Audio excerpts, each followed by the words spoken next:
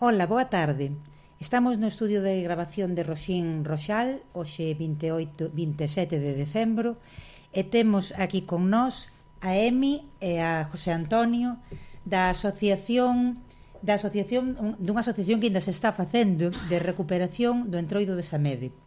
Ben, queremos primeiro que nos digades canto tempo leva, é un grupo de xente que está recuperando ese entroido tradicional. E queremos que nos digades canto tempo leva perdido ou desaparecido ese entroido e como naciu a idea de recuperalo. De quen foi a idea e como xurdiu? Bueno, pois este entroido leva desaparecido desde o ano 60-62, que foi a última vez que se celebrou, e a idea de recuperalo xurdiu pois dunha maneira así un pouco rara. O meu fillo máis vello tiña que facer unha redacción para o colexio e tiña que preguntarlle a unha persoa maior da aldea que lle contase algunha historia. Entón fomos á casa de Pedro de Maceira, un veciño, e Pedro, pois así, de que vos vou a falar?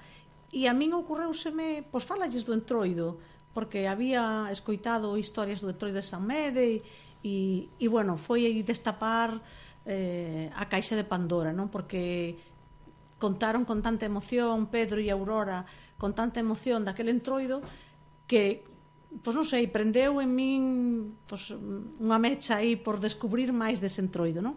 Cando me marchaba da casa de Pedro, pois Pedro un pouco apenao, pois decía, que pena que non haxa quen escriba sobre este entroido, porque vamos a morrer as últimas persoas que quedamos para contalo e perderase para sempre no olvido, non? Entón eu dixenlle, non te preocupes, porque de escribilo encargo meu, pensando en facerlle a redacción ao meu fillo. Nunca imaginei que iba a descubrir un mundo totalmente novo sobre o entroido, non? E entón, o día seguinte preguntolle a outra persoa maior e Antonio, ti sabes algo do entroido? E dice, como non vou saber, eu participei do entroido, non? Pero facíano con tanta emoción que sentín a curiosidade de ir casa por casa pola aldea e cada día sorprendíame máis, cada día emocionábame máis e así xurdiu a recuperación a recuperación, que é moito máis, o sea, ti primeiro ibas ca idea de escribir un libro de como era o entroido de Samede. Bueno, iba ca idea de unha redacción para o colexio. De unha redacción, pero acabastes facendo ti, liderando ou agrupando a xente para recuperar o entroido de Samede. Sí, bueno, a verdade é que tivemos moita suerte porque hai unha zona unha parte da aldea que é o Curro e son moi festeiros. E entón encontramos ali a Anxo, que o seu fillo é presidente da asociación Son de Aquí, e eles xa en todo momento emocionáronse tamén co proxecto e ca idea de recuperar o entroido, non? Conta con nós para o que che faga falta e, bueno, a verdade é que toda a xente da aldea estaba entusiasmada.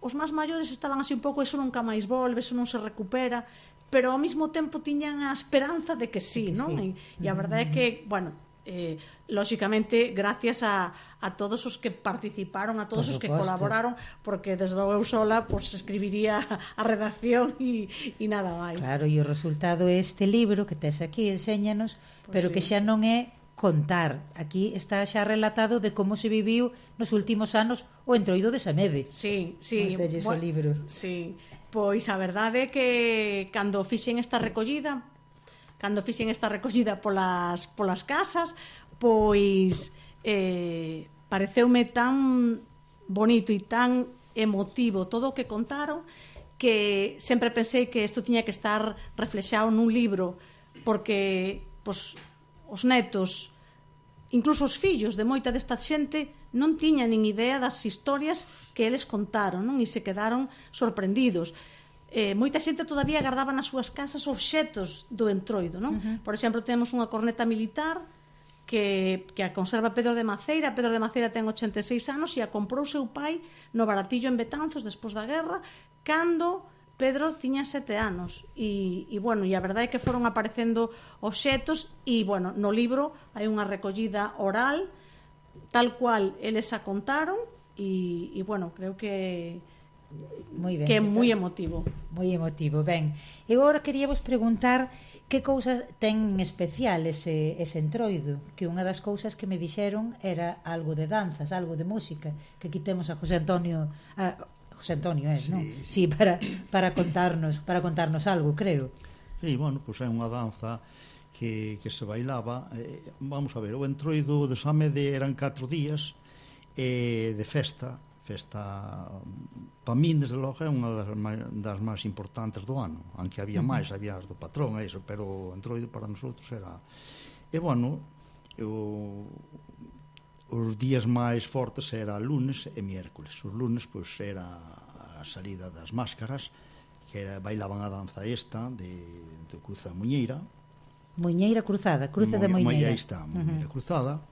E tamén iban os contrarios, chamaban os contrarios, que eran vixigueiros, pero trataban de entretener a xente, pero ao mesmo tempo tamén querían que quitarlle a xente as máscaras, é dicir, que as máscaras que quedaran sin xente, que foran mirar para eles.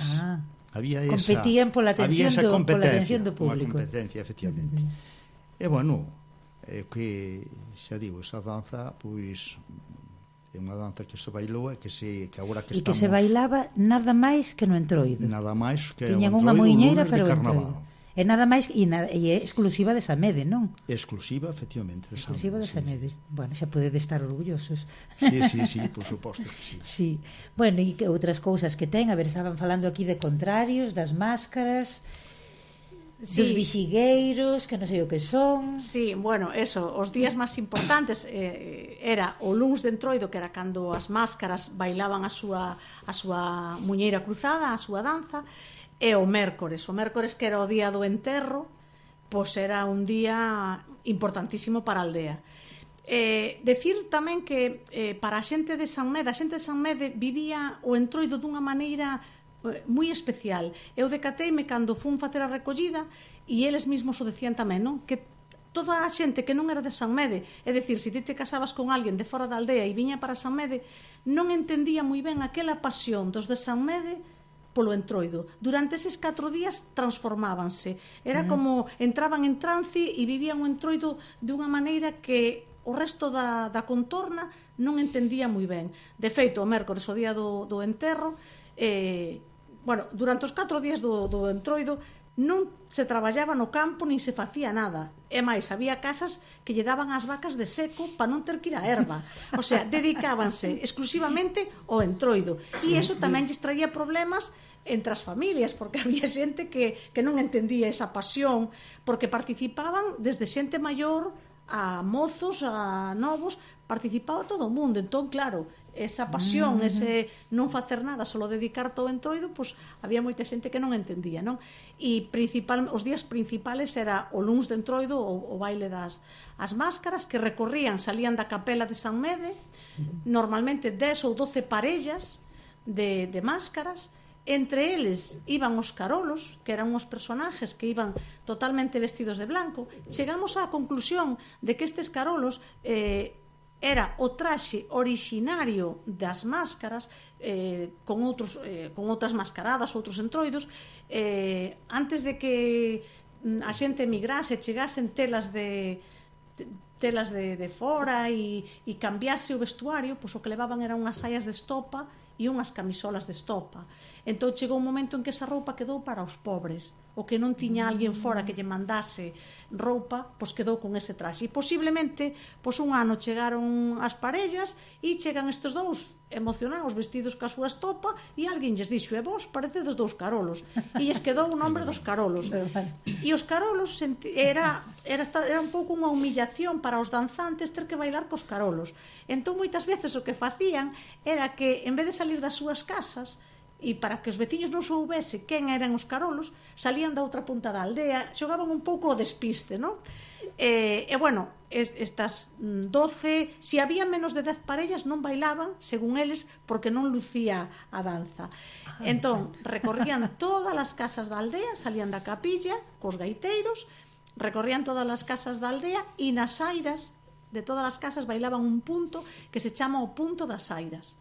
e ao remate de toda a aldea era cando se cruzaba a muñeira, que podía durar 2 horas, porque dependía pois, dos pasos que soupes a xente, e entón, pois, claro, os que sabían bailar lucíanse nese cruce no medio, lucíanse aí, e entón o baile a veces pois, duraba 2 horas ou duraba o tempo que lles levase cruzala, claro. E José Antonio, ti és bailador, sigue sendo, non? Bueno, pois sí, o que pasa que agora pois cada vez menos. Pero sigues, participas aí no entroido. A mí sí participo, me gusta moito, os apoio, é dicir que eu me gustaría que houbera máis así como mi, que apoiaran o ese, pero bueno. Ensinarás os puntos. Como? Ensinarás os puntos. Sí, non hai problema. De baile. Sí. Moi ben. Ben, pero o bexigueiro non me dixeches o que era, Bueno, é verdad. Sí, bueno, pois entre os contrarios iban os bexigueiros. Chámanse bexigueiros porque levan vexigas.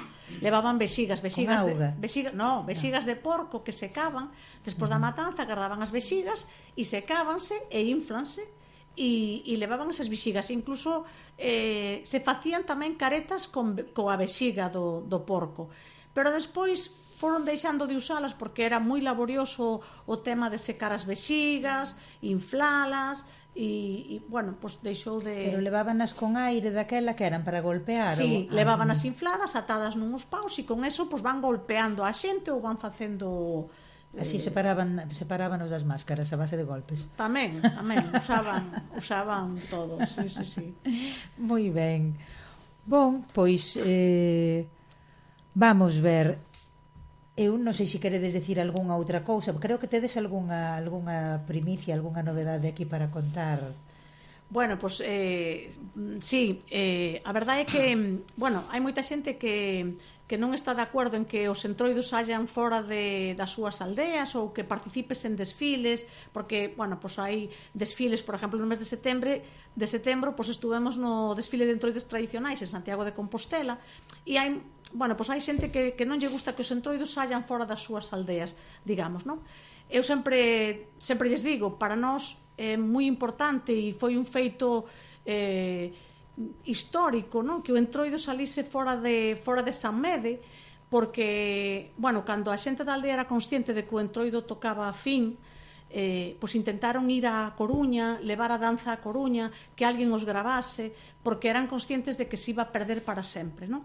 E di Manola, unha señora que sale no libro, que todavía vive, ten 80 anos, Manola, decía, non fomos capaces nin de ir a Betanzos, non? Pero sí que eles querían haber salido fora da aldea, non?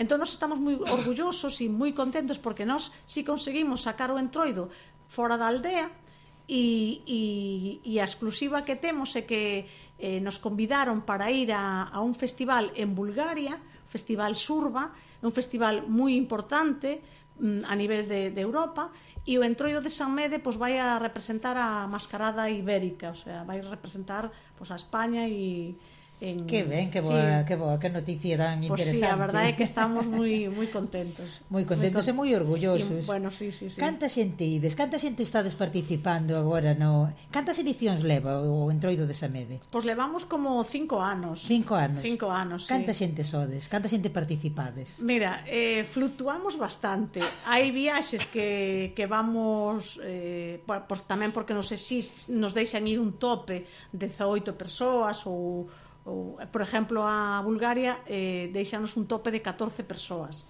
Xa, no, pero normalmente, por exemplo, fomos a Santiago, en Santiago de Compostela éramos o número máis numeroso, o grupo máis numeroso, e levábamos 40 persoas. 40, pero vos cando celebrades no sitio, canta que estades, canta xente sodes? Moitísima, sí, porque además veñen xente das escolas de son de aquí, veñen músicos de son de aquí, somos moitísimos, ao mellor 60 ou 70 persoas perfectamente. E a xente que está toda disfrazada, está toda participando. Non é un entroido de estar mirando para unhas máscaras. Nos queremos que sea un entroido participativo e que todo o mundo suba o seu faiado e busque roupa tradicional, que se vista con roupas tradicionais das que atopen nas súas casas, non? Que non merquen por nos chinos roupa para ir ao entroido, non? Sino que sea un entroido tradicional con cousas que teñan nas súas casas, que hai elementos da natureza, hai un montón Tiñades tamén animales, parece ser, non? Ali no... no entroido, figuras de animais. Pois sí, bueno, casi todas as mascaradas levan un oso e sempre a figura do oso é moi recurrente, non? Pero os do entroido de San Mede, pois un ano houve un señor que foi vestido de mono.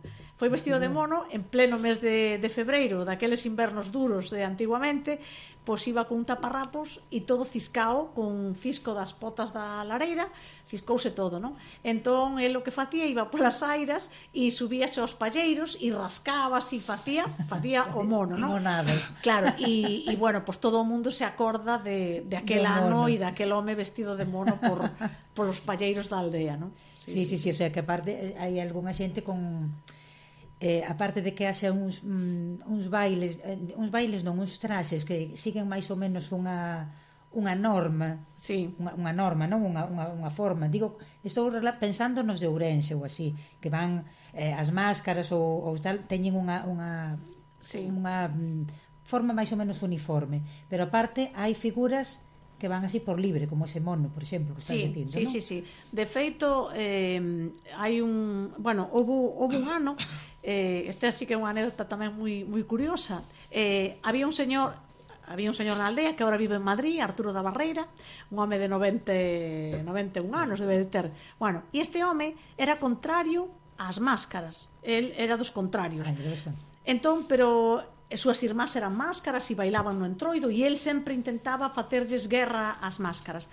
E non sabíamos moi ben o porqué, e este verán Arturo veu e puiden entrevistalo e puiden falar con ele, e a primeira pregunta lóxicamente era o porqué esa rabieta contra as máscaras, non? E resulta que foi porque seu irmán, el tiña un irmán que era 5 anos máis vello que el e estaba no servicio militar e estaba para ir de máscara no baile, e chegou o día e Amador non puido vir, non lle deron libre na mili. E entón empaquetáronlle a este Arturo, que era un neno de 14 anos, empaquetáronlle que tiña que sustituir a seu irmán na danza. A él non lle gustaba bailar, tiña vergonza e sinteuse moi humillado polas máscaras. Entón xurou venganza, que hasta que un día conseguise arrebatarlles toda a xente ás máscaras non pararía. Entón un ano consigue argalla a él de traer a Daniel Mallo, era un acordeonista da Coruña, que sería como hoxe pois traer a París de Nollo ou como dominicano, algo semellante, non? Porque lle costou naquela época 500 pesetas traer a Daniel Mallo. Traen a Daniel Mallo e organizan de facer as máscaras pequenas. Colleron a todos os nenos da aldea e organizaron unha burla das máscaras grandes, pero con nenos máis pequenos, con chavales. Nunha noite aprenden unha canción con Daniel Mallo, aprenden unha coreografía e salen a bailar. E iba de abanderado das máscaras pequenas un Gabriel da Portela, un señor alto con moi boa plancha e tal, e o sorprendente é que iba vestido como os xenerais do Ulla. El tiña unha besta que a besta era moi boa, pero se había xente de fora pateaba a todo o mundo. Entón este home compra un traxe do exército francés, as polainas blancas, as botas de montar, a súa americana cos seus galóns, a súa señora, que era moito máis baixiña que el, montase detrás na besta, montan os dous na besta, eles viven no alto da aldea, montan na besta, el leva a bandeira das máscaras pequenas, baixan a galope desde o alto da aldea e a xente que estaban vendo as máscaras pequenas, todo o mundo, e dicen, non se lle ocurrirá saltar o cómaro para a carretera. Pois sí, saltou, tuvo que salir rapidamente porque a besta pateaba, pero saltou e aquel home ca bandeira co traxe tal cual dos xenerais do Ulla, non? E ese ano Arturo conseguiu o seu cometido, que era sacarlle a xente as máscaras grandes, e conseguiu, non sea, as máscaras pequenas arrasaron, Daniel Mallo arrasou e as máscaras grandes quedaron sin xente. E Arturo desde ese día, pois feliz como un aldeiro. Eso é correlo a entroido. Sí. E digo, agora que falaches de coplas no entroido de San Mede, que por certo ti dis San Mede, verdad? Sí, nos decimos, bueno, claro. E dides San Mede, non San Mede. Sí, San Mede. Ti se lle preguntas algo, onde vives? En San Mede. Sabes que oiche máis San Mede. Sí. Bueno, ali tedes así coplas ou algo pois do estilo dos apropósitos da Coruña, cousas satíricas En moitos sitios o entroido era onde estaba permitido, digamos, pois poñer as cousas patas arriba. Sí. Tedes algo así? Sí que había, de feito había os predicadores que salían o día do enterro. O día do enterro iban, unhos carros engalanados con acacias e tal, e aí metían a 4 curas e aparecían tamén os predicadores que eran os encargados de despotricar todo o que podía pasar na aldea, non? E eran un pouco tamén os regueifeiros de hoxe en día, non? E tiñan, sí que tiñan algunha copla, eu ahora mismo acórdome de unha, non? Que decían: o tío Xoquín da Pena xa se caja na puñeta, como desta salla ben, noutra non sei se me meta. E sí que tiñan as súas coplas. Moi ben. Temos aquí xente do público, non sei se queren decir algo, se alguén estuvo nalgúna destas edicións do Entroido de Samede, se lles gustou, se non lles gustou, que lles pareceu, se participaron ou foron mirar. Bueno, sí. Sí, eu tuve unha sorte de participar, ainda estuve ali o ano pasado un pouco, pero uns anos atrás participei un pouco máis activamente, é verdade que o pasei moi ben, o pasei genial. Ibas disfrazado? Sí, iba con eles. Que teño un par de preguntas aquí. Desde cando... o sea, tedes algunha data do máis antigo que se recorde o Entroido? O sea, alguén que contara?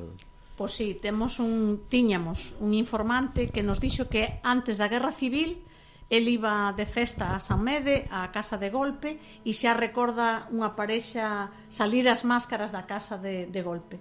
Sí. Sí, vamos, que era antes da Guerra Civil. Antes da Guerra, sí. Durante a Guerra Civil. Anteriormente non se sabe. Claro, non sabemos exactamente a data, pero antes da Guerra Civil xa había Entroido e durante a Guerra Civil suspéndese e recupérase no ano 40. No ano 40, precisamente a quinta de meu pai, porque o Entroido de San Mede, os encargados de facer o San Xulián, que era o patrón da parroquia, e o Entroido de San Mede, eran os mozos que licenciaban do servicio militar aquel ano, non? E lle tocou a quinta de meu pai e eu non tiña nin idea, o sea que pareceme increíble que 60 anos despois, os 70, pois sea eu tamén a que volva, digo, isto debe de ser algo genético. Sí. Bon, perdón, outra pregunta que tiña era o Policarpio, por exemplo, porque sabemos que era algo que colgaban por ali, ou colgaba desa hora. Policarpio. Que tamén que tedes aí unha... eso, por aí. Sí, que nos conte un pouco quen é Policarpio. Sí, pois un mes antes do Entroido, xusto un mes antes, os mozos da aldea iban roubar un pino e nese pino colgaban un boneco feito con palla, non? Cada ano poñíanlle un traxe diferente, tiña unha cabeza de madeira e o corpo, pois, o disfraz era, a vestimenta era o que cambiaban cada ano. Eso colocábase nun cruce de camiños que fose visible para toda a contorna, para que soupesen que na aldea iba a haber Entroido, non? O nombre de Policarpio, existe, hai na onomástica en esas datas de Entroido, hai o santo de San Policarpio, pero tamén se cree que era un prestamista que había en Betanzos, que foi moi malvado para a xente das aldeas, porque cando tiñan que ir a pagarlle nunca estaba na casa e quedouselles con terras, que lles fixo moito daño, non? Entón era como unha burla a ese prestamista que lles fixo tanto daño, pois chamabanlle o Policarpio e o poñían aí no pau e o ridiculizaban, normalmente con un nabo grande e aí estaba. Hai unha anécdota tamén que un ano este Policarpio vísteno de militar e teñeno con unha escopeta apuntando hacia a aldea de Vigo, que é a parroquia, o sea, San Mede é unha aldea que pertenece á parroquia de San Xulián de Vigo. San Mede e Esperela pertenecen a San Xulián de Vigo, non? Entón había moita rivalidade os de San Mede cos de Vigo. Eles poñen o Policarpio vestido de militar con unha escopeta apuntando e pola mañá cedo, cando veñen os carreteiros, encontrase de frente con aquel home apuntando ca escopeta cara á súa aldea, non? Entón, claro, se quedan sorprendidos, a madre que os parió e tal. Entón, ordenan de arman con pólvora, lle meteron un barreno e romperonlles o pau e rompeu a cabeza de madeira, que a cabeza de madeira usaban, era como dunha persoa, e usaban sempre esa cabeza de madeira, non? Enfadábanse de verdade, non sí, eran cousas de broma, non andaban con bromas, non andaban con bromas. Sí. Ese pino que poñían, un eucalipto que iban a roubar nos montes veciños, despois cando remataba o entroido vendíase e o diñeiro axudaba a sufragar os gastos que lles ocasionaba o entroido ou a festa de San Xulián. E, bueno, lógicamente a xente vigilaba os montes porque daquela, decía a xente, con un pino facías unha boa festa nunha casa, non? Pero, bueno, eles... o día que iban a buscar o pino, e de feito José Antonio, non sei se foi algunha vez a buscar o pino, ese día xa era unha festa rachada. Un par de veces tamén convocaban unha asamblea, unha reunión de todos os mozos da aldea, e, bueno, ali se falaba do que se iba a facer, e todo eso, se bebían uns vasetes e tal, e despois a la tarde, alá polas 12 da noite ou máis tarde, pois salíamos, eu me acordo que salimos sin saber lexos, buscando un pino que poidéramos con el, canto máis grande millor, porque despois os cartos que dera o maderista por el, pois axudaba a esa.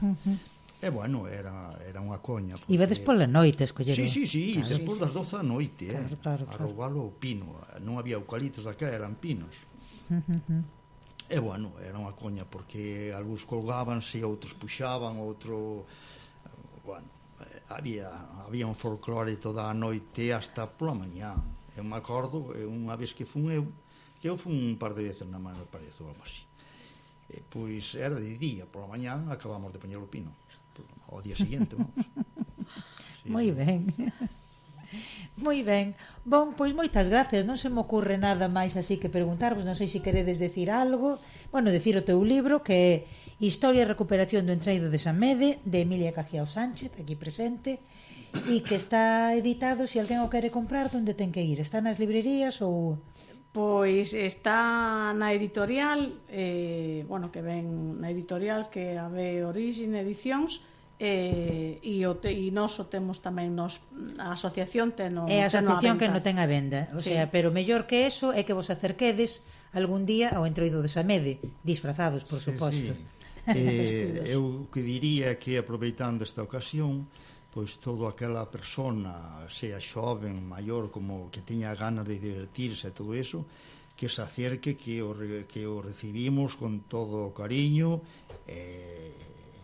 Nós o que queremos é iso, que vaya a xente. Que vaya a xente. Sí, sobre todo incluso participar. Eso mesmo. Claro. Principalmente a participar e a participar do entroido. Claro, porque para mirar hai bastante, pero para participar nos vemos un pouco escasos, e sobre todo o día do enterro. Sí. Porque os enterros que facían naqueles tempos, como había xente nas casas a montón, pois eran moi completos. Agora, pois, facemos aí 3 ou 4 que non hai máis quen queira ou que non poida, pero daquela eran moi completos porque había moita xente para todo. Xa. Bon, pois xa sabedes, hai que animarse, porque ademais participando as festas non teñen nada que ver con mirar. Pois moitas grazas, e a ver se nos vemos no entroido. Ojalá, moitísimas grazas. Hasta logo. Moitísimas grazas.